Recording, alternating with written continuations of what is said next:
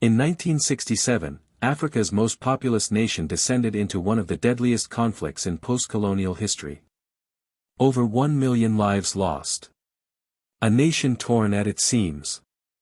This is the story of the Nigerian Civil War. A war born out of fear, injustice, and the desperate fight for survival. Nigeria gained independence from Britain in 1960 with hope in the air. But beneath the surface, ethnic and regional divisions brewed quietly. Three major groups, the Hausa Fulani in the north, Yoruba in the west, and Igbo in the east, struggled to coexist in a new federation drawn by colonial lines. The colonial administration had grouped diverse peoples into artificial regions. At independence, the power struggle wasn't just political, it was ethnic, economic, and ideological. In January 1966, a group of young Igbo officers staged a coup, assassinating key northern and western leaders. The coup, though claimed to be anti-corruption, was seen by many as ethnically motivated. People were angry. They believed the Igbo had taken over the country. Retaliation was coming. A counter-coup followed in July 1966. The army turned against its own. Lieutenant Colonel Yakubu Gowon emerged as the new head of state. But the damage was done. In northern Nigeria, pogroms against the Igbo began. Over 30,000 people were slaughtered. Hundreds of thousands fled back east. The eastern region, feeling abandoned and targeted, decided it had no choice. On May 30, 1967, Lieutenant Colonel Odumegwu Ojukwu declared the Independent Republic of Biafra. The federal government declared this secession illegal. Dialogue failed.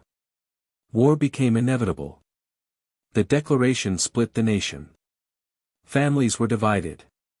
Alliances tested. A new country was born, but its survival would be bitterly contested. On July 6, 1967, federal troops attacked.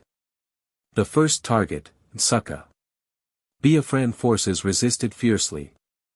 The federal side expected a swift victory. But Biafra's resistance turned the war into a prolonged, brutal conflict. Biafra launched an ambitious offensive westward, even reaching the town of Oregon. But the tide turned. The federal side, better equipped and internationally supported, began reclaiming territory. With Biafra blockaded, food became a weapon. The federal government cut off supply lines. By 1968, famine had become catastrophic. Over 2 million people faced starvation, most of them children. The Biafran crisis ignited global outrage. Images broadcast around the world led to one of the earliest major humanitarian interventions. Aid groups like the Red Cross and Caritas risked flights through enemy airspace to deliver food.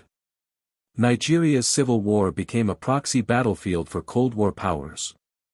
The UK and USSR supplied the federal government with arms and advisors. France, Portugal, and several religious groups supported Biafra, some hoping to weaken Anglophone dominance in Africa. It was a Cold War war without Cold War names. Guns were provided. But so was ideology. Propaganda became as critical as bullets. Both sides waged media wars to win sympathy and demonize the other. In the process, truth became one of the first casualties. By January 1970, the Biafran dream was crumbling. Town after town fell. The people, starved and weary, lost hope. On January 15, Biafran leaders formally surrendered. Ojukwu fled into exile in Côte d'Ivoire. Gowon announced a policy of reconciliation, no victor, no vanquished.